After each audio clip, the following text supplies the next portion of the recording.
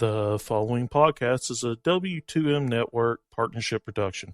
Visit W2Mnet.com for all of our other great podcasts, plus news, reviews, articles, and opinions from the worlds of wrestling, video games, football, and entertainment.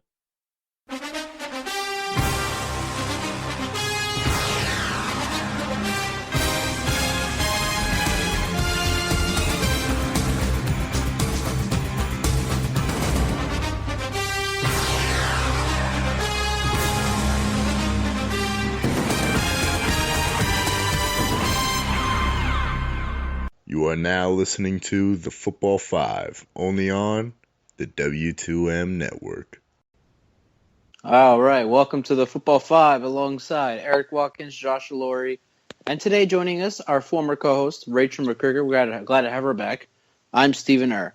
So as we do every week here on The Football 5, we're going to go over the final scores from the week that was. Thursday night, the Panthers beat the Saints 23-20. Sunday, Bills beat the Bengals 16-12. The Steelers beat the Browns 24-9. How about them Cowboys? Beat the Ravens 27-7. The Lions beat the Jaguars 26-19. Well, one sec. My thing messed up here. Okay, here we go. Colts beat the Titans 24-17. The Bucks beat the Chiefs in Kansas City 19-17. Did not see that coming. Minnesota ends its 4-game losing streak in a 30-24 win over Arizona. The G-Men beat the Bears 22-16. The Dolphins win their 5th straight game over Jared Goff and the Rams 14-10. Patriots get back on track with the 30-17 win over San Francisco. Seahawks beat the Eagles 26-15. Redskins hand the Packers their 4th straight loss with a 42-24 win on Sunday night. And Monday night, Darius beat the Texans 27-20. So, first takeaway for the show, my Dallas Cowboys. And I will try not to be biased here. But my Dallas Cowboys, they are just unstoppable. If Terrence Williams got out of bounds week 1 against the Giants, we would be 10-0. We would be 10-0. We would be 10-0. And the rest of the NFL watching world would want to blow their brains out. Because there is one thing that is more obnoxious than a Patriots fan, and that's a Cowboys fan when the Cowboys are actually good. And thank God we've had a 15-year break from that. It's very good to be back. I'm so happy my team's 9-1 with led by 2 rookies. Dak Prescott, a quarterback, Ezekiel Elliott, running back. One of them's going to win the MVP. We just don't know who yet. But yes, as I said, Cowboys, they're unstoppable. Yeah, everybody can say, they didn't beat anybody. They beat the Bears and the 49ers, big whoop. Yeah, but they also beat the Steelers. I didn't give them the chance in that game. Definitely didn't give them a chance against the Bengals. We won in Green Bay for the first time in 8 years. I mean, the Cowboys are doing things they haven't done in the longest time this year. And honestly, I don't even think the Patriots can beat us this year. This is shut your mouth.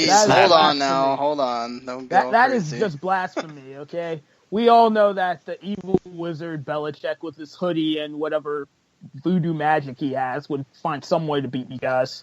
Not to mention everybody's taking their turn with Green Bay at this point. So. It's not voodoo magic. He has a direct phone line to Satan. Let's get that clear, people. Okay? And also, he doesn't have enough personality for Satan. Come on. But that's what makes it perfect. The fact that he is so low maintenance, and then when it's time to go, he's like, hey, Bill, yeah, we're done. Come on. But, Steven, remember the epic flow chart of fandom. The Cowboys are the fastest because when you're picking out a team to root for, you automatically assume everybody probably hates you anyway. One step, you're done. Yes, the Cowboys are on their longest streak in franchise history. Yes, things that have been done for this franchise have not been done since 1977. But, and I'm going to use the friendlier version of my normal saying here, calm yourself down. Honestly, it's better to be 9-1, and think about it. Would you want to go into the playoffs potentially on a 15-game win streak, putting even more pressure on Dak Prescott, on Ezekiel Elliott, who's on pace to break Eric Dickerson's rookie rushing record, and on that offensive line, who for only the third time in the past decade has been playing out of their mind? Or would you want to take this win streak, but then have an extra bump or two in the road to help further everybody on the offense going into where it really counts and where the Cowboys have done next to nothing? Wow. Coming in I hot gotta like know, Stephen A. inquiring Smith. minds. Personally, this is what they're looking at. I would rather them bumps and scrapes, 12-4, or 13-3, like they did under Wade Phillips, and then go into the playoffs and see what happens. And we all remember what happened. I want to say that was back in 2011. So, Steven, it's on you, being the resident Cowboy fan. Come at me. From what I've seen from the Patriots, they're blowing teams out. Okay, that's what they do every year. But they've struggled a lot this season, despite blowing out all these teams. Tom Brady's been hit a lot. That offensive line it's been lackluster since last year, and they haven't changed it yet. Now they're getting rid of the best defensive players. Their defense is slacking a little bit. You see that when they played the Niners. I mean, come on, they struggle against the Niners. Who struggles against the Niners? Give me a break. I mean, to be fair, we're not looking at any NFL team that's being dominant. Like, you look at them and it's like, who's going to knock them off? Didn't the Cowboys struggle against the Niners? That was about to be my point. I'm just saying, you know. No, Sean, you're entirely right. Like I said, that was about to be my point. I just was trying to bring some theater to this. All right, you got me there. We just struggled against the Niners, but we came back. We finished strong. Look, nobody's happier about the Cowboys than I am. I just don't want to get way too excited because, just like what Erik said, it's not like it's not guaranteed that just because you're 15-1, you don't run into the buzzsaw that the Seahawks can be in the playoffs, and that all goes down the drain. Also, another thing to remember, you guys don't have that big of a lead in the division. Because you lost that first game to the G-Men, they just need to beat you one more time this season, and they would be in the driver's seat for that division crown. And this Thanksgiving game is going to be huge, too. I was just about to say, the Redskins all of a sudden at 6-3-1, knowing that they're nipping on the Giants' tails, Mr. You Like That now become Mr. How Do You Like Me Now? As much as I don't like the man, you've got to give him credit for being No, you don't. He's a bit dangerous. No, Kirk Cousins is a scammer, okay? He is a scammer right up there with Donald Trump and Joanne the Scammer, okay? They are an iconic trio of scammers. He knows that, and he's going to be laughing to the bank when he gets overpaid to quarterback the Jets next year. Let me tell you something. I love Kirk Cousins. He's the best. He's an unbelievable quarterback. He's very big league. Believe me. The Redskins are going to win the Super Bowl. That is something I'm going to have to purge from my ears. That was... Wow. Oh, my God. That was... I never want to hear that again. I'm speechless. That was so good. You're the second person that has told me to never do that again, so I must be doing something right. You're welcome out there. That is I liked it. What the heck? I thought it was good. Good job. Yeah. Thank you. I even perfect the hand motions, too. I just never want Trump to do anything with professional football ever again. If he had spring football with Herschel Walker fail, that man can make anything fail. Oh, that's because he drove it into the ground, but that's a rant for another day. Trust me, I have a long-standing beef with how that happened. All right, so you guys want to talk about how the Cowboys have it's not a small lead, it's a 2-game lead, and there's only a few weeks left in the season. And you want to talk about how the Redskins can catch up to them and all this stuff. Well, let's look back at this year. Week 2, we go to Washington. We beat the Redskins because Larry Church makes a clutch interception in the end zone. Then the running back, forget his name, not Zeke. Alfred Morris does his thing. We scored game-winning touchdown. In that game, Dak had yet to learn to throw the deep pass. Now that he's doing that every game, there's no way we're not losing on Thursday to the Redskins. I'm going to drill my you know pineapple who figure casserole. out how to throw deep passes too? Kirk Cousins. We got a great secondary, Sean. Come on. I'm going to draw my pineapple casserole. I'm going to draw my turkey. I'm going to draw my Cowboys win. I'm really scared about that secondary. Yeah, yet you're also forget that you're also facing Josh Norman, and the Redskins have finally figured out how to play him and get the right receiving matchups. I mean, they might have to resort to going back to the more dink and dunk, and Cole Beasley's going to step up again. So the little slot passes. Also, you've got to remember, we're talking about a rookie quarterback in Zeke, in Dak, and he hasn't had that one game every rookie quarterback does, which reminds you why they're a rookie and why it was a debate whether he would start or Tony Romo when Tony was back healthy. All right, Josh Norman's impressive. I give him that. But depending on who he covers, he's going to get burnt on Thursday. Let me tell you that right now. And then the next game in Minnesota against Sam Bradford. We all know Sam Bradford's not an NFL quarterback. He's just not that quarterback. He's not a great quarterback. We all know that. The Giants in MetLife, we lost to them by 1 point because Terrence Williams couldn't run out of bounds. Now we're a better team. We're a more experienced team. We're taking it in MetLife. Tampa, okay, I'll be a little scared. They beat the Chiefs. The Chiefs don't lose at home. So that worries me a little bit. Detroit's very good, but I feel like we could take them after Christmas. And we beat Carson Wentz. He's struggling now. We're going to Philadelphia, finish off the season strong. Worst, 14-2. I think you're totally not really paying attention to the Sam Bradford thing. He's actually playing pretty well for having a terrible offensive line, no running game. I'm just saying that it's not his fault that the Vikings have lost games. Yet how many people got on me for saying that he was a serviceable quarterback? God, it feels good to be vindicated. I wouldn't say you've been vindicated because he's still playing quality football. He's playing his best season of his career, honestly. Yeah, he's. You got to remember, he was the number one pick He's for playing a his best player. He's playing his best season. There's still 6-4, 7-4. But like Sean just said, he's doing a lot with the little that he has to work with. Like, yes, football isn't just the quarterback. Basketball isn't. Dak would not be as good as he is if he didn't have Zeke. Exactly.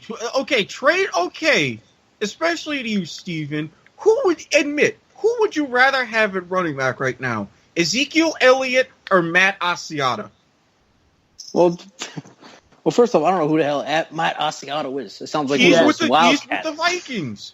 Eric, you lost me with that analogy. That sounds like one of those Wildcats. Until you try to make a point, okay? Yeah, of course you'd rather have Dak Prescott over the running back who's been replacing Adrian Peterson for the Vikings. And yes, there are a lot of things that have aided the Vikings. I mean, that have aided the Cowboys in their success. There's talk of the whole offensive line for the Cowboys getting MVP right now. Oh, yeah. As well as they should. Of course. As well as they should. But you can't negate everything that has been done by Matthew Stafford. Not Matthew Since Stafford. we have Josh and Rachel on, and Josh was on obviously last week. It was just me, Erik, and Dylan. Let's talk about that Steelers game, huh? Because I bet you guys are going to be like, we're not. I can only do Wait, why are we talking about last week? Wait. I'm not here to talk about the past. I'm here to talk about the present and future, okay? No, because you guys are going to say, Big Ben was banged up and all this stuff. No, you guys I'm not got going lucky to say or whatever. that. Our defense couldn't tackle anybody, okay? Our defense couldn't stop poo-poo, okay? It was bad. It was terrible. It was a travesty, and somewhere Chuck Noll was rolling in his grave during that game. And it also doesn't help that their offense is basically in shambles. Like, I mean, Big Ben isn't the only problem that the Steelers lost that game. Sammy Coates has been playing with like half a mangled hand all season. And Marcus Wheaton's out. They've got Antonio Brown, as great as he is, he's getting double teamed, so he's not an option. And the tight ends are next to doing nothing. Like seeing David Johnson catch that 2-point conversion against the Browns was, I think, the first time in a while I've seen a tight end actually, do something. Wait, Dave? Do we have a David Johnson on our team? Yes. Wow. You know, that pretty much that sums it up right there. Yep, basically. Sean, you're a Cowboys fan, aren't you? Yes. All right, so I'm saying they go 15-1, and we're going to the Super Bowl. Mark, book it. Like, I get it. I don't want to get Seattle way has a good team. too ahead They're of coming to myself. Dallas. We're beating them. Sean, Beating them in the title game in Dallas. Let's go. Can you please mark the tape here? Because when the Cowboys proceed to lose every game for the rest of the season, 15. That's when no, Eric, back me up here. We need to have this film ready to roll when something bad happens. What? Oh my God! I mean, that's what podcasts are for. Are you forgetting your preseason pick? All right, we're not going there. We're staying in the present. Then we're not going back. We're not going to the past. We're not going. My preseason pick. My Super Bowl pick. You're not going to the past yet. You were just willing to bring up last week's game. Typical cowboy hypocrisy, right there. Hey, you heard it first, ladies and gentlemen. I had to rub it in, man. I had to. You know it. I had to. But I love how we went from being unbiased to like totally biased in one episode. I am the Skip Bayless of Football 5. Let's no, go. Please don't. Oh God! All right, so Seattle's a great team, fine. But if they come to Dallas, there's no way they're winning. Now, if we lose to New England in the Super Bowl, I won't be so mad. But I really don't think it's going to happen. I really think they're going to be hosting Lombardi in Everybody thinking Houston. about my picks are ridiculous. Mark that tape back at the beginning of the season. Mark this right now because I want this as my ringtone or something on a loop. Something that when this happens, I could just play ad infinitum and do this to Steven yet again. Man. Talk about foot and mouth, very possible. Well, let's think about what Josh said. They lose every game the rest of the season, so they're going to go like 1, 2, 3, 4, 6-game losing streak. I'm saying this in the response to you because you have been nothing but bad luck to teams with your proclamations this season. Okay. Not to mention, how many of those games is Joe Buck going to call? Oh, jeez, he's already called the one on Thursday. 15-1, eh? Someone might have to have their man card taken. But you know what? After that, Thursday night football against Minnesota, Sunday night football against the G-Men, 1 o'clock against the Bucks, Monday night against the Lions, 1 o'clock against the Eagles. No more Joe Buck games after this. So if we lose to Washington, we're not losing again this season. Book it. All right. Let's go. And I can't believe Sean's not backing me up here. Cowboys fans unite. Let's go. This was a perfectly rational conversation. I don't want to do the 15-1 thing because I don't want to see them crash and burn badly like that. See, Sean, don't think of it as not seeing them crash and burn. Think about it as rationality. Yes, Cowboys fans can be rational too. It exists. I'm just enjoying the ride right now. That's all I'm doing. Well, Sean, I'm going to ask you, you're a Cowboys fan. Which one of our players do you think will win MVP, Dak or Zeke? I think Zeke is. I think you give it to Zeke, especially if he breaks Eric Dickerson's record. That is if he makes it through the entire season. I mean, there's some whispers about that investigation into domestic. Nah, I don't. I think they're. I don't want to hear any of They'll that. do that next season. I think if they do. Are we not forgetting a certain bit of a phenomenon that also happens in college too? You do realize that they're going to be taking away potential votes from each other. Say a third party comes and wins out of nowhere, then what? Stop giving us your dreams for what happened in the U.S. election, okay? There's no third party who's going to win the year. Look, if someone can If anything, the Cowboys' offensive line could win at with their that tongue in their Oh, mouth. yeah, sure. 7 guys going to win the MVP title. Why not? I'm all by myself here, ladies and gentlemen. I'm all by myself. We're going 18-1. As you should Patriots. be. Okay. Again, all we're asking is for some reason, some rationale, okay? I give you 4 words. Dak Prescott, Ezekiel Elliott. I'll give you 4 words. Frat boys, Panama City Beach. That's 5. That's 5. You fail. Oh, well, hey. All I'm saying is that I know the one thing that can stop Dak. Panama. If Dak, Frat if Dak boys gets- of Panama City Beach is that? if Dak Wait, gets are you stopped, telling me you Zeke's going to never- run through every defense this season like a hot knife through butter. Are you Well, telling hold me on. you never saw Even that if Dak video? goes down, it's not like Romo's going to be wanting to craft the bed or anything. I mean, I it's Tony hope- I Romo. hope He both can't stay help healthy. himself. Emphasis on yet. This goes back to that 13-3 great offensive line season that they had. They were at home, divisional round of the playoffs. Then the Giants came to town. Yeah, How that- did that turn out? Yeah, That was I think the only thing that could 2007, hurt them by is the if they don't play. If they don't play a divisional opponent again in the Oh, playoffs, I God. think they'll be okay. Please, the no chance- more Giants in the playoffs. For the love of God. It might happen. There could be 3 NFC teams in the playoffs. Honestly. Well, I'm glad that we spent about 21 minutes talking about one team, but All right. Cowboys 18-1. More of the football 5. Next.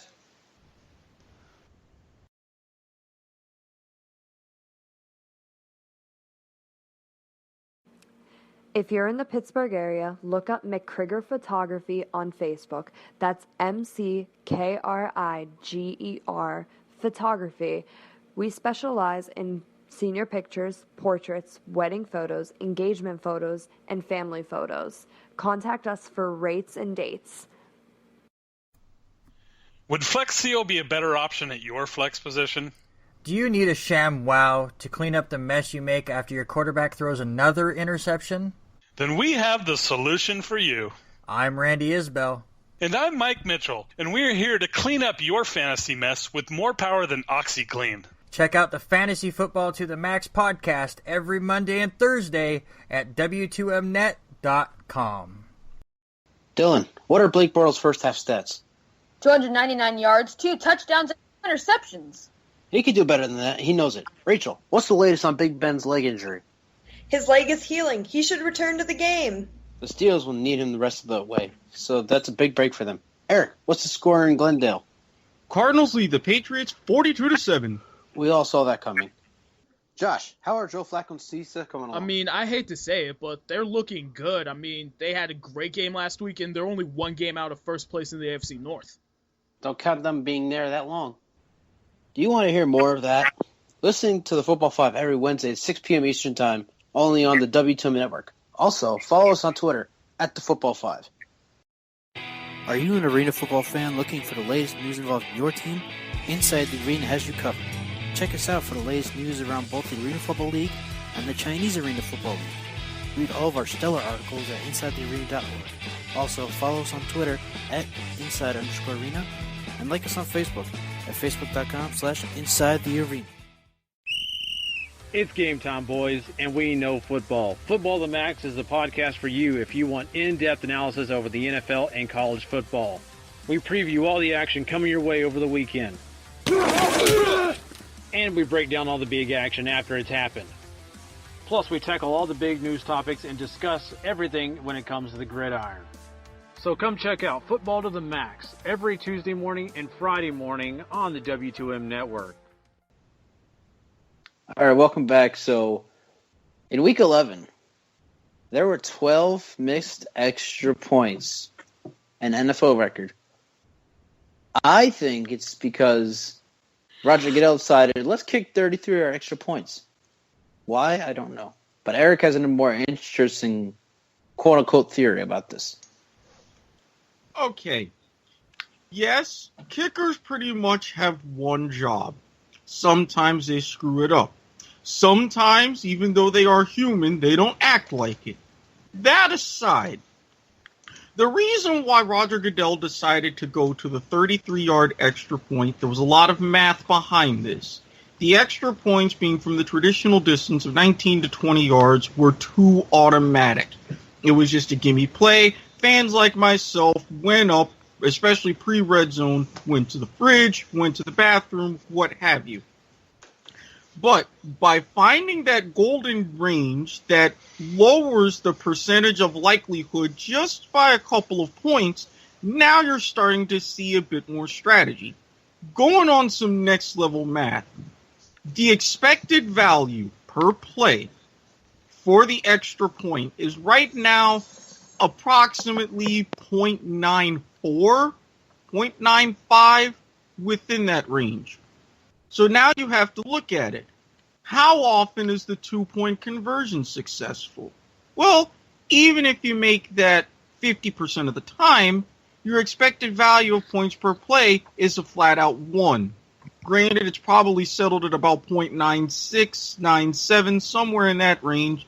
But now you're starting to see the strategy. Yes, you're talking about fractions of a point per game, but add that up throughout the game, throughout the course of 4 games, throughout the course of a season. That could potentially mean maybe an extra win or loss somewhere down the road. I applaud the Steelers for using that strategy and starting to go for 2, especially in the first quarter and early on. And I think, especially since you're getting more and more retreads of kickers, more and more hyped up kickers like Roberto Aguayo, who, needless to say, has been subpar as a Buccaneer, you're going to start to see this more often. I think while the extra point idea was great, this is going to be tweaked strategically within the next couple of years yet again. Here's my thing. I kind of agree with you, but I don't think it's that nefarious. Mainly because I don't trust Roger Goodell to be enough of an independent thinker to take risks. He just heard that it was getting too boring with the NFL and their pick and those easy points. He knew that Vegas was starting to get these lines dead center because we all have to admit, even though the NFL pretends that they don't condone betting, if they really didn't, there wouldn't be lines published on ESPN.com for each game. Or Jimmy the Greek or FanDuel. So I get your point. Yeah, and it's just like, hey, you want to make the product more exciting. And again, only if the NFL were idiots could they not see the ratings slump that happened earlier this season coming about. And this was one way to, act preemptively against it.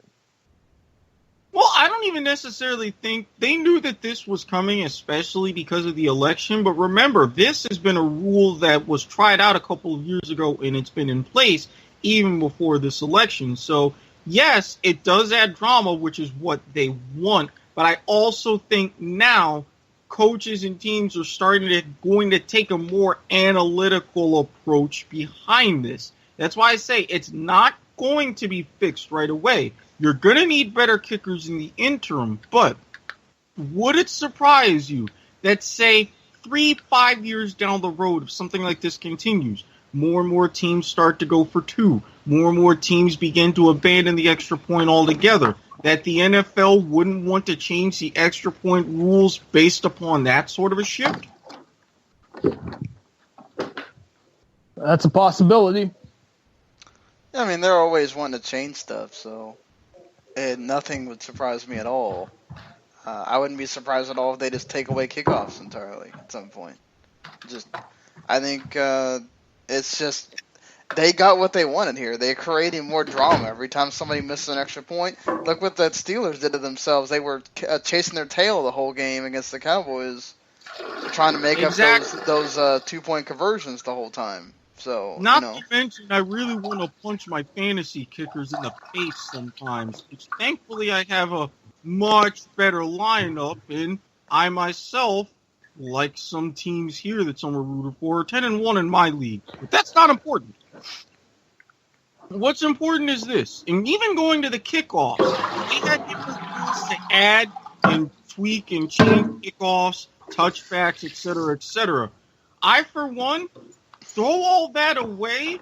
Just, if you want to add a little bit of drama like that, dig up the XFL and go to the human scramble. And honestly, if some guy can pick up the ball and take it to the house, give him a couple of points to start off. Oh, no. You don't want the human scramble. So the guy broke his collarbone the first time they did it. Just, no. Well, you have people breaking collarbones and breaking their necks anyways. General risk-reward factor. I remember players looking at that and going, this is the stupidest thing I've ever seen. I love the XFL. This is coming from somebody that watches wrestling religiously, and I love the XFL. But just that was one of the things I could not get on board on. That's me personally. I don't know about you guys, but that was just me. I just, when it comes to kicking, I can understand. Kind of going back to Sean's point, I can understand the need for kickoffs, and I love. I don't know if I'm agreeing with Erik or not because I'm a little lost, but I love the new extra point, the 33 yards. I think it's great.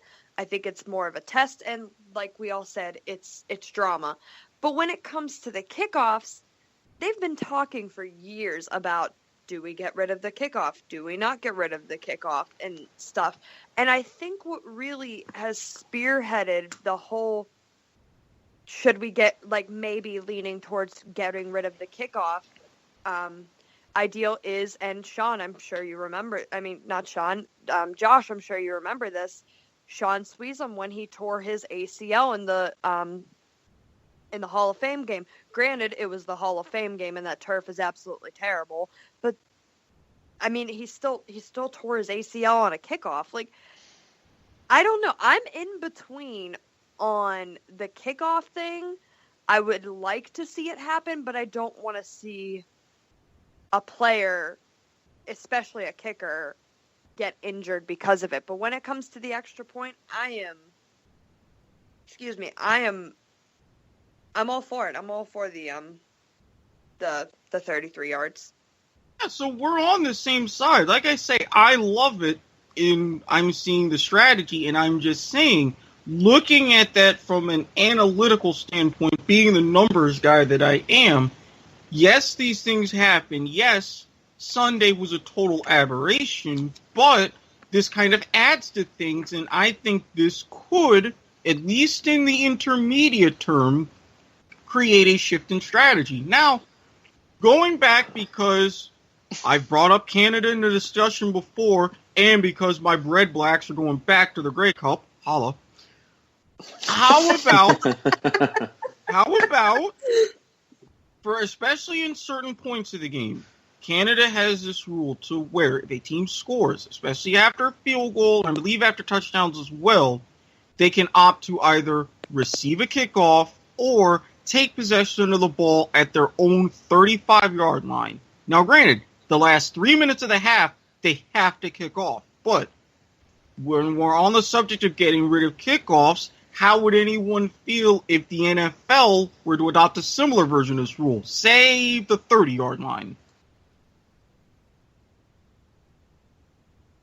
I'm not a fan. I want kickoffs to go to the way back they were. I realize why they can't, but that doesn't matter to me when I'm playing Madden. I want to see carnage, and I want to see some guys try to Devon Hester things. All right. So I'm not a fan of 33-yard extra point. It ruins a guy. I mean, I agree with Rachel. I think Erik said it too. It's drama. You know, Colin Cowherd said this on his show last week, actually, because obviously today's Monday. Today's Tuesday. He said it last week. It creates drama. Usually, team scores a touchdown, you're watching the game. All right, I'm going to go get up and get a beer or something, kick the extra point, whatever. Now you can't leave your seat because, oh my God, is he going to make it? You're wondering, is he going to make it? It's a mystery. But think about this. Gary Anderson, before the NFC title game back in 1999 against the Atlanta Falcons, made every kick, every field goal, every extra point. He set a record for most consecutive kicks made. What if Gary Anderson had kicked 33 or extra points? That would have ruined his rep. That he wouldn't have this amazing record that he has today. So as far as extra points go, put it back at the 2-yard line. Why you got to make it so damn difficult?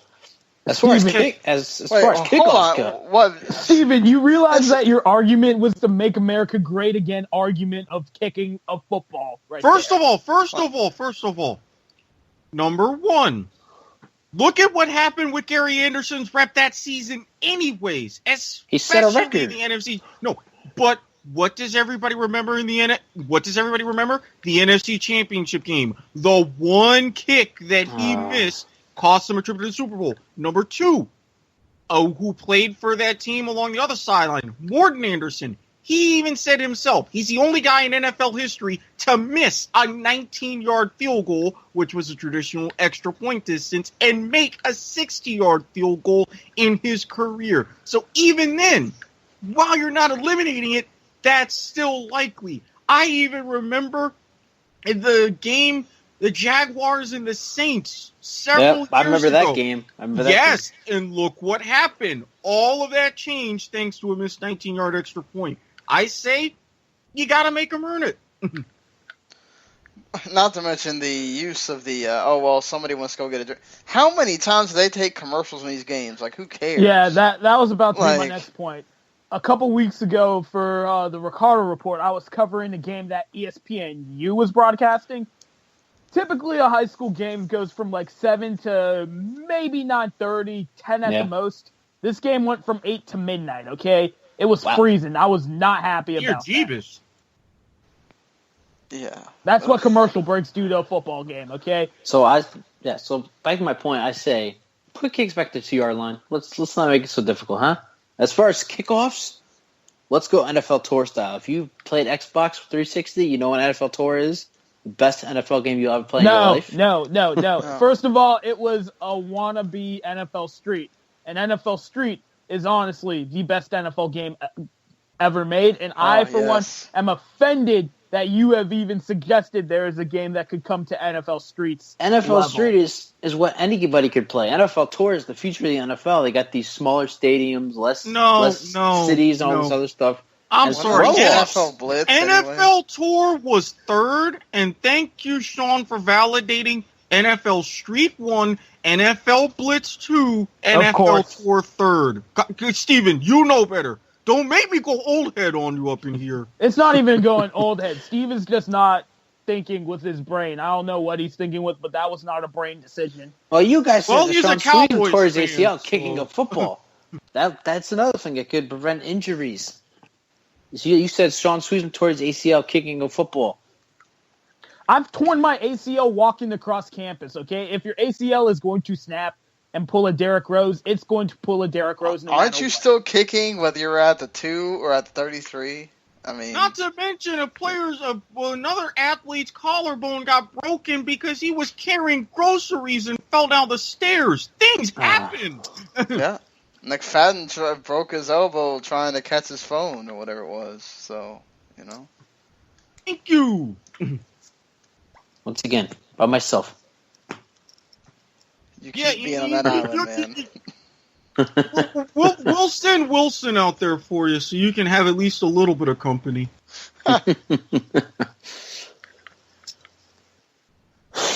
And home improvement reference. No. Castaway. No. Oh, okay, sorry. But that's a good one too. Home improvement. That's a good one. Sorry, I hated that Castaway movie. So. Yes. Yes. I love that Tim Allen impersonation. Okay. So I guess that's it then. Move extra points back to the 2. Let's do throw-offs. Makes it more exciting. Don't be a sewer loser. It's not good for you. There's more of the All-Star game. We just throw it through the net instead. I would not be objected to that idea. I mean, There's more of the Football 5. Next.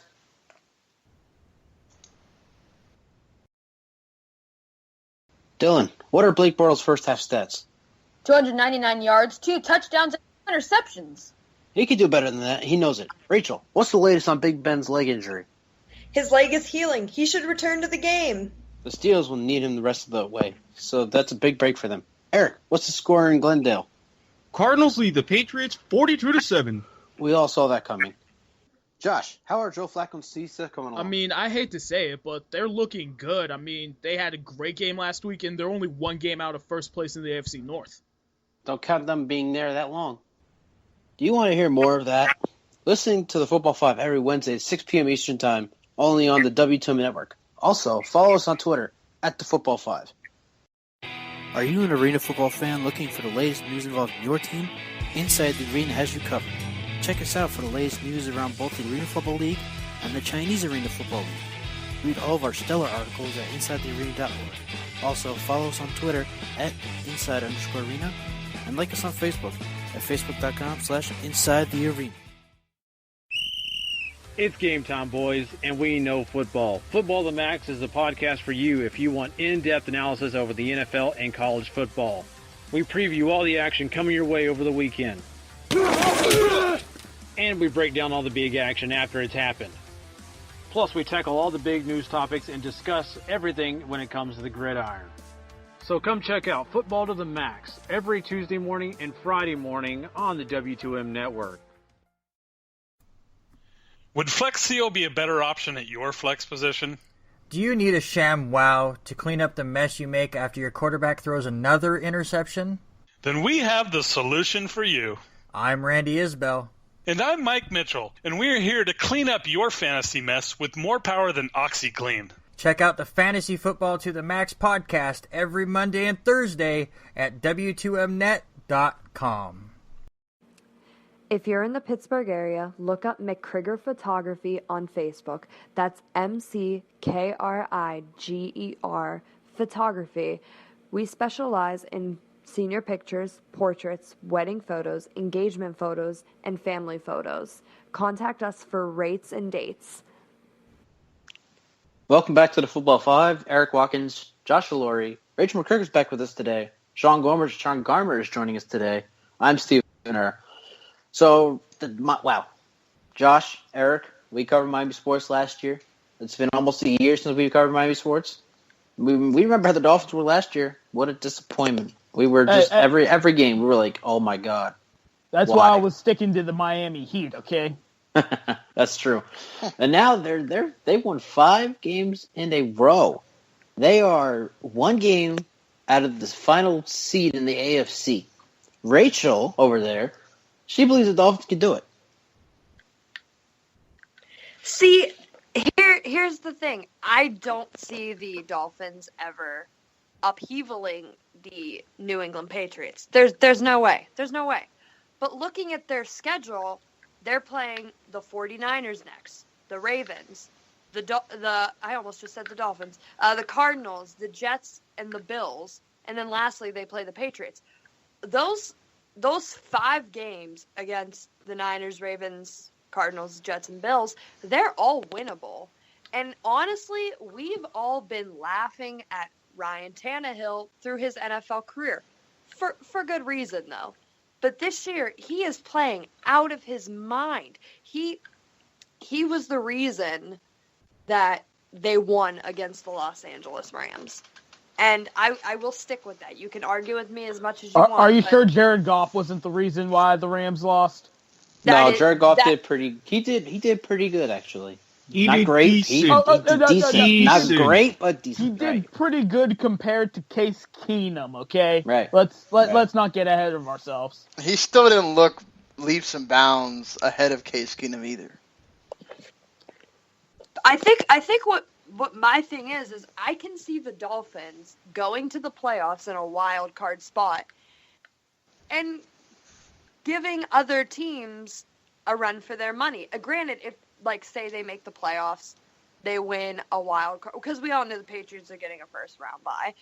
They win a wild card. Unfortunately. Damn it, why can't Brady get hurt again? Just one. Something minor. Again. Please? God. Is that so wrong? I mean, Garoppolo wasn't bad or anything. But at least with Garoppolo, you're like, hey, maybe they could lose. Maybe Belichick lost Satan's phone number for a little while. Maybe Satan changed it. I don't know. But it's that possibility.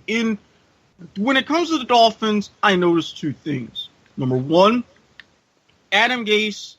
There was talks of him potentially being some sort of quarterback whisperer because of his career before that. Taking someone like Ryan Tannehill and putting him in this situation where he's had these last few games, yes, that's completely true. But mad respect and a shout out to Jay Ajayi. I mean, 200 yards in back-to-back games. He's really taken a lot of the pressure off. And he's made the Dolphins more two-dimensional on offense. That, combined with at least now half-decent defense with the Domokong Su and that line starting to show up. It's multifaceted why this is working. And as Rachel mentioned with the schedule, a 4-1 finish, really? I can see that happening. 6-1 because I counted 5 games and the Patriots, so it'd be 5-1 then. Is what you're thinking?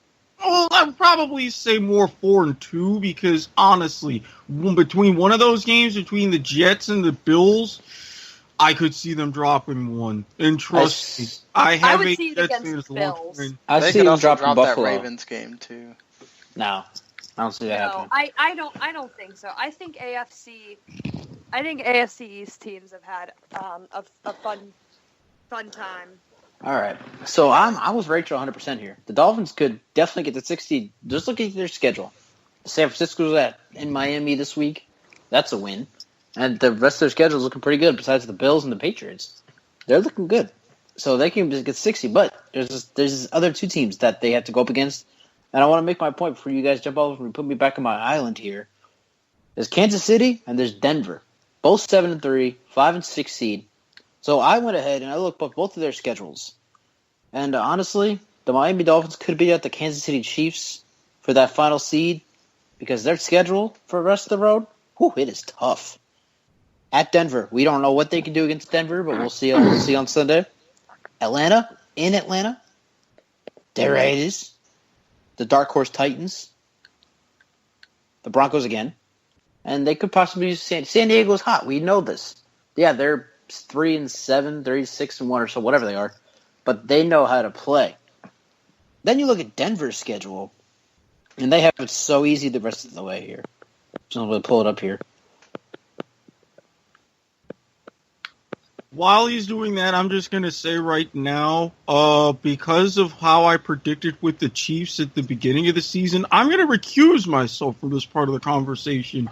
I might be joining you on that island. Hey, here's my thing. I think that the Dolphins can, not necessarily because of their schedule, but the way they're winning their games, okay? They're winning their games playing playoff football. Their defense is doing what they need to do. Lots of ball control thanks to the run game and Jay Ajayi. And I'm not going to sing praises of Ryan Tannehill because he is still a mediocre at best quarterback. He is so lucky that Blake Bortles is in his state. Otherwise, he would be the worst quarterback in that state. Oh, Christ. You really have to remind me? You really? So this is payback for David Garrard, okay? Never forget. If they would fix his throwing motion, that wouldn't be that much of a problem. So we look at Kansas City's schedule. Now look at Denver's schedule. They host Kansas City, at Jacksonville, at Tennessee. They host New England. That could be an easy win for Denver because Tom Brady does not do well in Denver. Okay, at Kansas City, stop being delusional. At Kansas Get out City, of here with and that, against with Denver. Oh, come on now. Here's this jet ski. Yeah, so much for me being on that island with you. Bye. So you think the Chiefs will be at So you think the Chiefs, with their schedule, you think the Chiefs will beat up the Dolphins for the final seed? No. That's what I'm saying. That the Broncos have an easier schedule than Kansas City, so I think Denver will get to 5. Miami gets to 6, and the Chiefs are out of the playoffs. But, okay, one major asterisk. Did you really sit here right now, as I am hearing you live, and say that hosting the Patriots is an easy win for the Denver Broncos? You better mark that tape. Tom Brady is 2-8 in Denver. What are you talking about? Can we talk about how Steven is just being the delusional Cowboys fan this episode? I'll bring up numbers here. Numbers. Yeah, you're putting up numbers, but the Broncos also have Trevor Siemian at quarterback. I mean, they also have Demaryius Thomas and Emmanuel Sanders at wide receiver. Come on. That doesn't matter. Von Miller. You can't just. I'm sorry. Just because that worked with Tim Tebow, that is not working with Trevor Siemian. Okay. Oh my God. Okay, you know what? You might actually be right about being the Stephen A. Smith, the Skip Bayless of this. Skip Bayless. Okay, because the way you're going on, it's like unleash. Unleash Tebow, okay? This is the most ridiculous thing since I heard that. Okay, Rachel. Being preposterous. Rachel, this is your segment. You came up with the idea to talk about the Miami Dolphins. Do you agree with me that the Dolphins could beat out Kansas City for that final wildcard spot? Looking at their schedules. Yeah, absolutely. Thank you. No. Okay, if we're only taking schedules into account, yes, but you got to look at teams, man. You got to look at, I trust the Chiefs way more than the Dolphins. Not their schedule. Not their schedule, but it's not like the Chiefs and Broncos aren't a divisional opponent.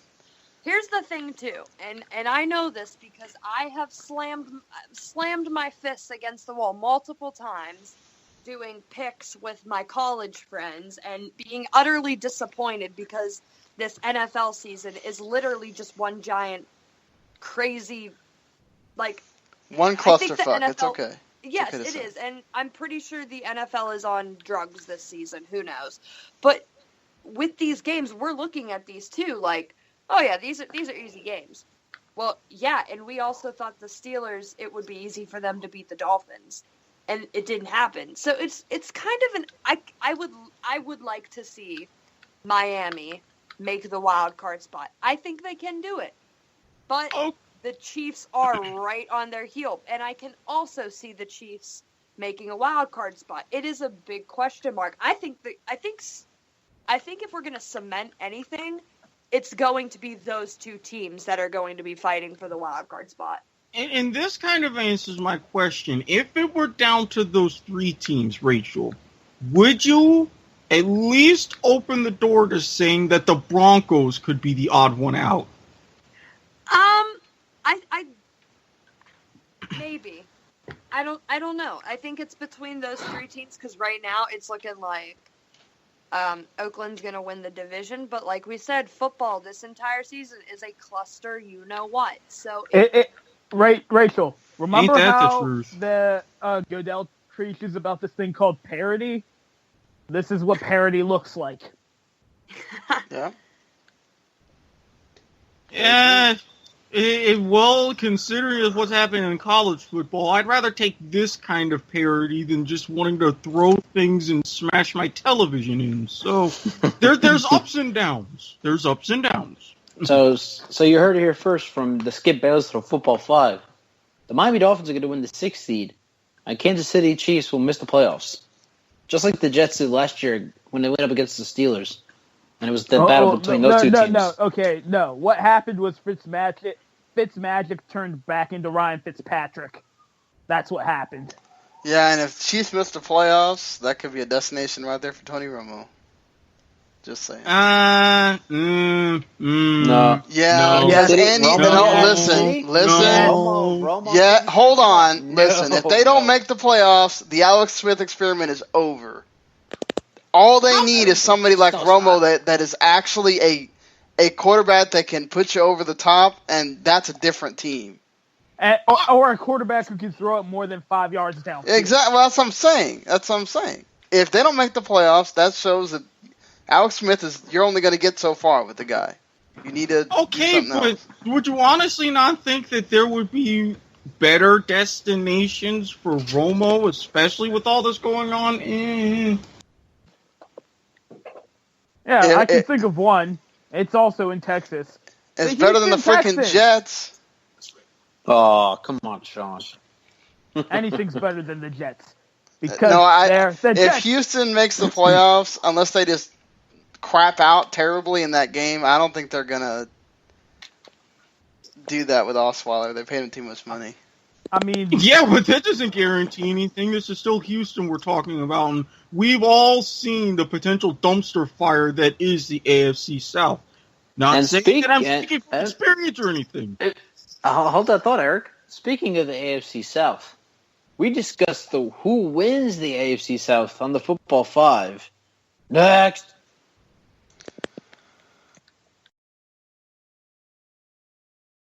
Dylan, what are Blake Bortles' first half stats? 299 yards, 2 touchdowns, and interceptions. He could do better than that. He knows it. Rachel, what's the latest on Big Ben's leg injury? His leg is healing. He should return to the game. The Steelers will need him the rest of the way, so that's a big break for them. Erik, what's the score in Glendale? Cardinals lead the Patriots 42-7. We all saw that coming. Josh, how are Joe Flacco and Cisa coming along? I mean, I hate to say it, but they're looking good. I mean, they had a great game last week, and they're only one game out of first place in the AFC North. Don't count them being there that long. Do you want to hear more of that? Listen to the Football 5 every Wednesday at 6 p.m. Eastern Time, only on the W2M Network. Also, follow us on Twitter at the Football 5. If you're in the Pittsburgh area, look up McKriger Photography on Facebook. That's McKriger Photography. We specialize in senior pictures, portraits, wedding photos, engagement photos, and family photos. Contact us for rates and dates. It's game time, boys, and we know football. Football to the Max is the podcast for you if you want in-depth analysis over the NFL and college football. We preview all the action coming your way over the weekend. And we break down all the big action after it's happened. Plus, we tackle all the big news topics and discuss everything when it comes to the gridiron. So come check out Football to the Max every Tuesday morning and Friday morning on the W2M Network. Are you an arena football fan looking for the latest news involving your team? Inside the Arena has you covered. Check us out for the latest news around both the Arena Football League and the Chinese Arena Football League. Read all of our stellar articles at InsideTheArena.org. Also, follow us on Twitter at Inside_Arena and like us on Facebook at Facebook.com/InsideTheArena. Would Flex CO be a better option at your flex position? Do you need a sham wow to clean up the mess you make after your quarterback throws another interception? Then we have the solution for you. I'm Randy Isbell. And I'm Mike Mitchell, and we're here to clean up your fantasy mess with more power than OxyClean. Check out the Fantasy Football to the Max podcast every Monday and Thursday at W2Mnet.com. All right, welcome back. So, the AFC South, as Erik said, is a dumpster fire. But even this year, besides Jacksonville, of course, it's pretty damn good. Josh, I wouldn't call it good. It's just like it's parody. This is what it's parody entertaining. means. It means everybody's about the same. Yeah, you know what I call it? A reason for me to get drunk. Sometimes there are moments in life where there just are no words. Like, how are the Titans still in the playoff race? The Titans don't really have a team. Okay, this is what happens with the Jacksonville curse, all right? We are crap. I'm be one of the first ones to say that. Yet whenever someone leaves and go to another team, the cosmos aligns, the planets get into their rotational shift and axes and all of this other stuff, and they magically wind up with the ringer close to it. Case in point, latest example, Mike Mularkey. The biggest story here was the brand new jerseys, and Blaine Gabbert was supposed to be the next big thing, and the whole issue of his son being a drug addict and a weight trainer, and after a 2-14 season, he was fired. He goes to Tennessee, and I'm thinking, well, he was a terrible coach anyway. Let him try to go to a team in the division. And now look at what's happening. I'm telling you, it's real, folks. Tennessee has a bad team? Tell me 3 players who you would be willing to trade any of your starters on your Cowboys squad for on that team right now. We're not comparing my Titans to my Cowboys. No. They're nothing. The Titans are a bad team. They're the second dark horse in the NFL right now behind the Giants. Is there anybody on the Cincinnati Bengals who you would trade for anybody on the Tennessee Titans? The Bengals are done for. But the Titans, Marcus Mariota is showing us what he's made of. Are you going to trade Marcus Mariota? Murray. Hold on. I want DeMarco Murray more than Jeremy Hill or Giovanni Bernard right now. Exactly. Okay. DeMarco Murray and that's Heisman why I said, Nate, running back winner. Give me three players. Give me 3 players. Oh yeah, Derrick Henry and DeMarco Murray and Marcus Delaney. Mariota is showing us what he's made of. Delaney Walker, great tight end. So are you telling me you're taking Marcus Mariota over that boy who they've got starting for the Bengals? any day. Are you out of your mind? No. Keep in mind. Are you out of your mind? Derrick Henry, yes, he's having a good season. This is short term. We know what's happened in the last few years to Alabama running backs, especially if they win the Heisman. There's too much wear on his tires. You're not going to see it now, but you're going to start seeing it down the line. And also, Marcus Mariota, he's not entirely showing us what he's made of. You have any idea the ceiling that he has in a Mike Mularkey system compared to the potential ceiling he has in a Chip Kelly system? Dear sweet baby McJeebus. Oh, but Chip Kelly doesn't coach for the Bengals. No, he doesn't coach for the Bengals, but I was saying... He coaches a 1-9 49ers team. But I stand by my original point. Marcus Mariota, he would have his optimal chance of success in the NFL, and I said this even when Chip Kelly was with the Eagles, if he was with Chip Kelly in his system, because he's about the only quarterback who can run it. We see what's happening in the further regression of Colin Kaepernick. The fact that he's doing this well in a typical traditional offense is something of himself, but his ceiling is still pretty low. He's showing you what he's made of now, but guess what? You're just gathering more and more film. And again, I still don't trust Mike Mularkey. Period. Saying the I wonder Titans if Kaepernick would actually Mularkey. be decent if the 49ers had a team around him. But that, they have like nobody that he's throwing the ball Mariota to. leads the league in red zone touchdown passes. Thank you very much. But this is not the point to make fun of the Titans and whatnot. The question was here, who wins the AFC South? Josh, you go first. It's the Texans. None of these teams are perfect, but at least the Texans have something that they do very good, which is defense. Brock Osweiler, as an experiment, at least in the first year, has left much to be desired. I feel like everybody can agree that's a fair assessment of this season. Their offense is still a work in progress, but their defense has held up fantastically without their best player, and arguably the best defensive player in the NFL in J.J. Watt.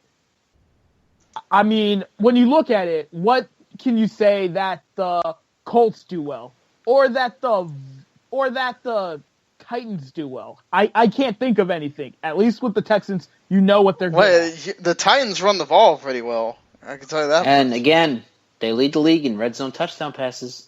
Come on. Whoop the freaking do, okay?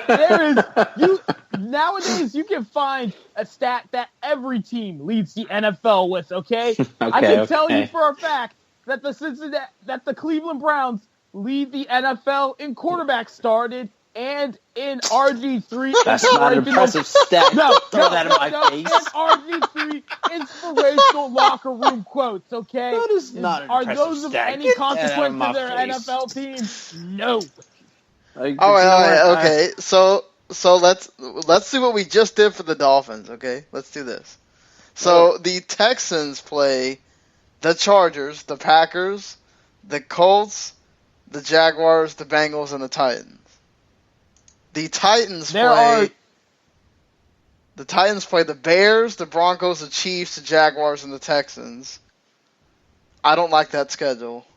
And the Colts play the Steelers, Jets, Texans, Vikings, Raiders, and Jaguars. Wow. Ugh. It's looking good for Indy, but Texans have a complete team. Indy doesn't really have that team. Indy is too inconsistent for even them having the easier schedule. For and now, Luck's in the protocol. I think I'm with Josh here. Houston wins the South, but it's not going to be pretty. Yeah, remember how last year with the whole 9-7 debacle that led Brock Osweiler to Houston in the first place? It wasn't that 9-7 debacle. It was a concussed Brian Hoyer playing quarterback in an NFL playoff game. Yeah, but think about it. You're going to see the same thing minus the concussed quarterback in a playoff game. Although you never know. Brock Osweiler, he's a big dude, one hit, whatever. But you see my point. It's one of those situations where Houston kind of wins by default. Indy, they have no offensive line. that just destroys everything. Their defense is mediocre. Tennessee, I don't trust Mike Mularkey, period. And, well, yeah, there's another team in a city that I happen to live in, but I'm not going to talk about them. Good Morning Football already did that for me. Well, I mean, I go still ahead. don't want to play the Broncos and Chiefs if I'm the Titans, but that's just me. Even though the Titans have a chance at whatever they did against the Colts where they didn't win, they have their best chance this week of actually winning of all the three teams. Especially since the Colts have to play Scott Tolson at quarterback. Tolzien, yeah. Tolzien, sorry. Who is Scott Tolzien, and what is this man masquerading as an NFL quarterback doing? He played at Wisconsin, and he led the Packers to a 26-3 deficit. He led them back from a 26-3 deficit over my Dallas Cowboys back in 2011. Disgusting game by my Dallas Cowboys, by the way. Yeah, but Matt Disgusting. Flynn set the single-game passing record for yardage for the Packers, and look what happened to him. So that's not much to go off of. Yeah. You guys are only proving my point that I'm right to not know this man's name. So, Rachel, who do you think wins the AFC South?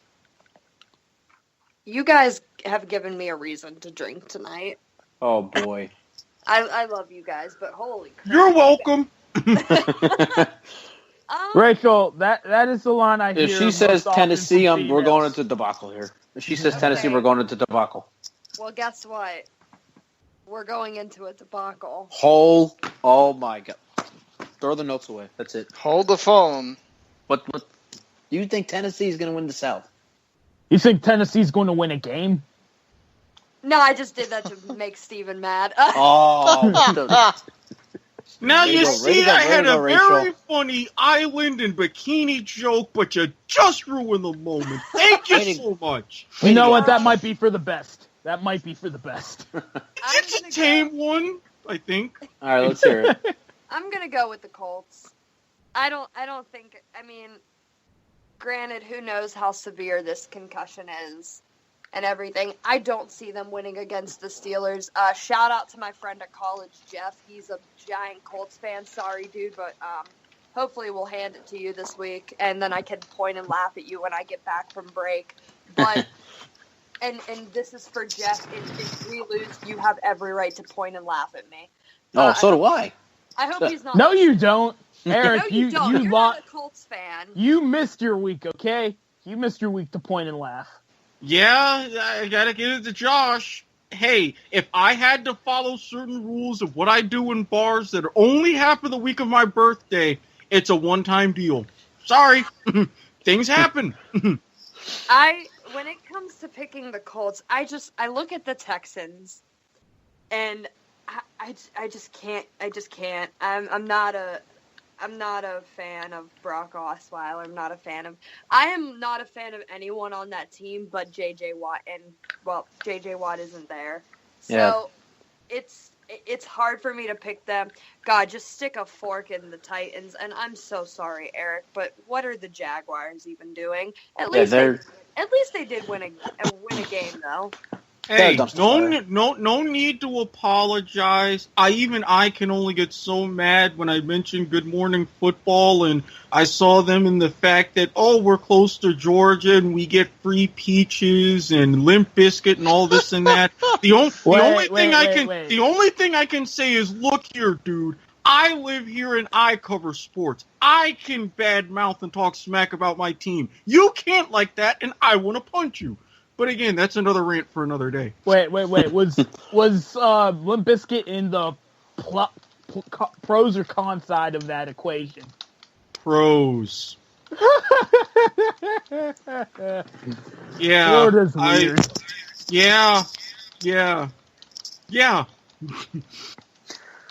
J.J. Watt is available, but the Texans have officially shut him down for the season. So how that goes for them trying to win the AFC South. I still think they can do it, though. They still have a good team. But I agree with Rachel. Brock doesn't deserve $72 million over 4 years, but he's done okay for what he's done in Houston. Okay, so we've come to the end of the show. Great show, by the way. I had a lot of fun, and it's good to have Rachel back with us today. So it is now time to do as we do every week. It's time to do our picks. And before we do our picks, by the way, let us be the first to wish everybody a happy Thanksgiving. And go Cowboys.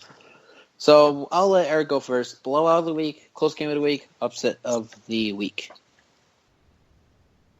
Okay, yeah, remember this whole schedule being weird thing? Yeah. Well, I have to say, Thanksgiving for everyone. Have a happy one. Don't let your family drive you too crazy. And please, the NFL's given us a great schedule. Do not succumb to the tryptophan. Give them a little respect. Thank you very much. Now, the reason why I point out Thanksgiving, there's one game that I see that's pretty obvious, and there's another game that I see that I'm going to have to change my pick simply, well, not entirely simply, but because of tonight's events. Steelers-Colts, while I get why that should be the nightcap, a lot of people are probably going to be asleep by then, and that's for good reason. I think even with the loss to the Cowboys aside, even with all of their issues, Andrew Luck is the only quarterback in the NFL that's been sacked at least twice in every single game this season.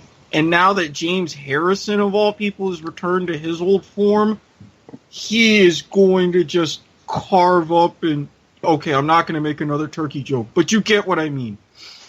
That's going to be my blowout.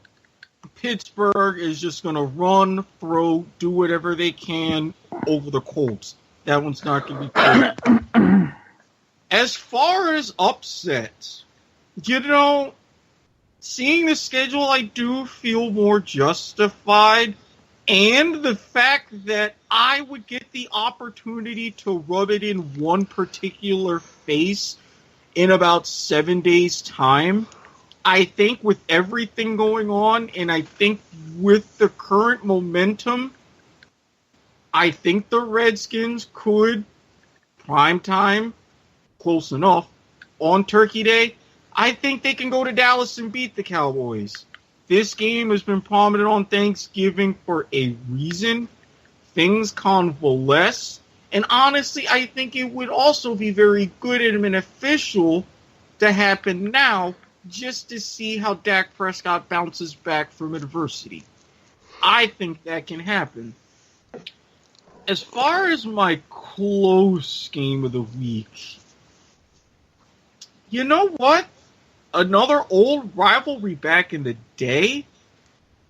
I am not overwhelmed by the Giants. I know they're 7-3. I know Eli and Odell Beckham and Sterling Shepard are starting to make a little magic, but there's something about them that I can't quite completely buy. And I think the Browns, if anything, they've shown that when they can put something together against a deceptive team, they can make it interesting. While I do think the Browns will come out of the week 0-12, I think the Giants, if anybody, could be scary. All right, so we'll let Rachel go next, so she's got to go.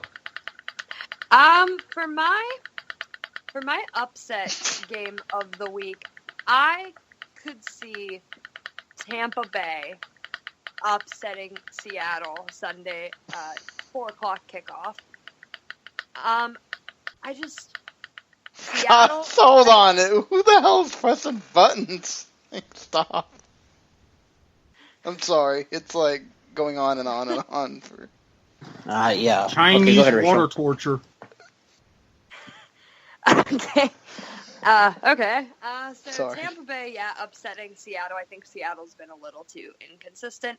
For the absolute butt-whooping game of the week, I think Miami is going to hand it to the San Francisco 49ers, which is tough for me to say because I do enjoy Colin Kaepernick. I like Colin Kaepernick.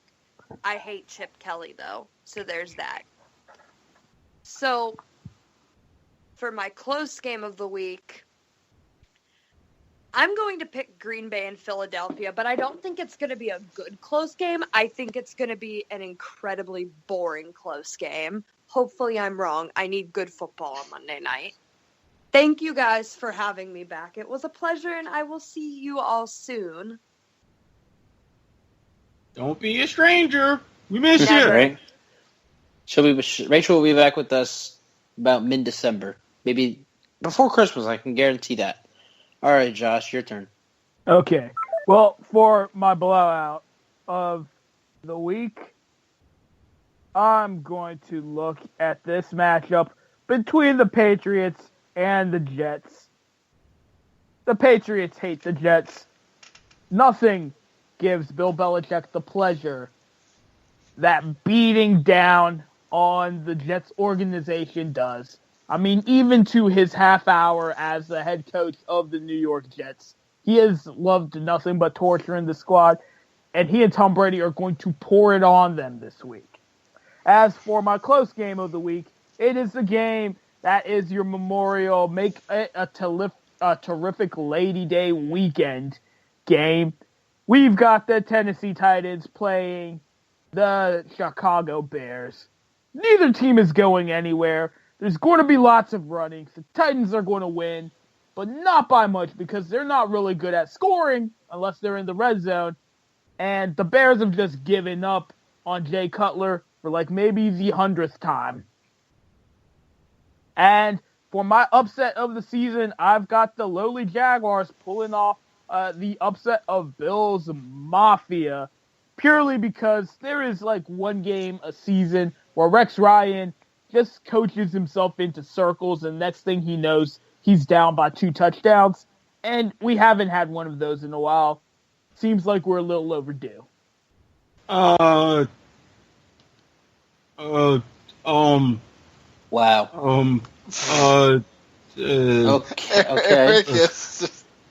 Lots of words. Sean, you want to go ahead and make some picks here? Yeah, before Erik has a seizure on air here.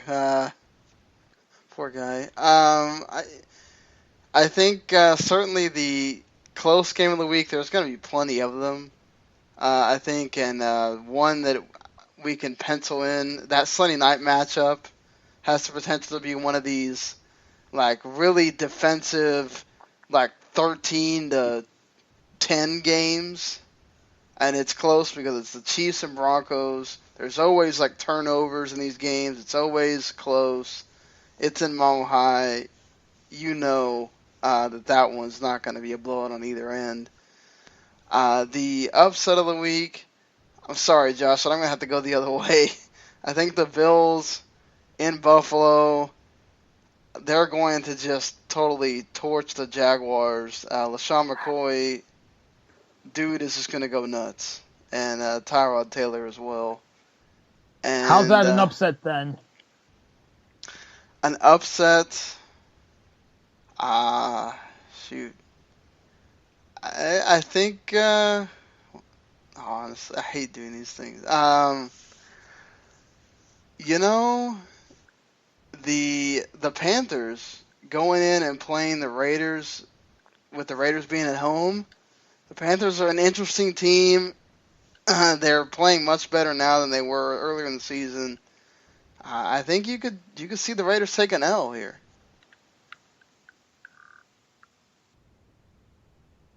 Wow. I mean, I could see that happening, but I just think that I think the Raiders are too good for the Carolina this year, and I don't think that's gonna happen. I think Oakland pulls up the win. Josh, you are I said some bad things today, but the Jaguars winning in Buffalo takes the. But that's gotta be the icing on the cake. Once again, I have no words. Why? There's one game a season where Rex Ryan gets a little too cute for himself as a coach, makes a couple bad decisions, and the next thing you know, they're down 2 touchdowns, and there's nothing they can do, and I feel like we are overdue for one of those Rex Ryan games. Not against the Jaguars. Jaguars, they could still screw things up. What is wrong with you? Why Again, this is precisely the team that they would take lightly enough to do this against. Okay. Before we jump Josh, my turn. What a better way to start off probably the second, maybe third best holiday of the year, maybe fourth, than a close game. The Lions and Vikings are tied for the NFC North. The winner of this game is going to win the NFC North. I see Detroit pulling off the season sweep because Sam Bradford's the Vikings quarterback, but it's going to be a hell of a game. Maybe another overtime game. Who knows? It's going to be a great game to kick off Week 12, kick off your Thanksgiving. Blowout, I'm with Sean. The Bills are going to declaw the Jaguars. Come on, Josh. Jesus. The Bills are hot. They're not a playoff team, but they're hot. And the Jaguars are going down. Hard. Upset of the week. Wow, this is a tough one. Let's see. You know what? What the hell? Monday night. Green Bay's lost 4 in a row.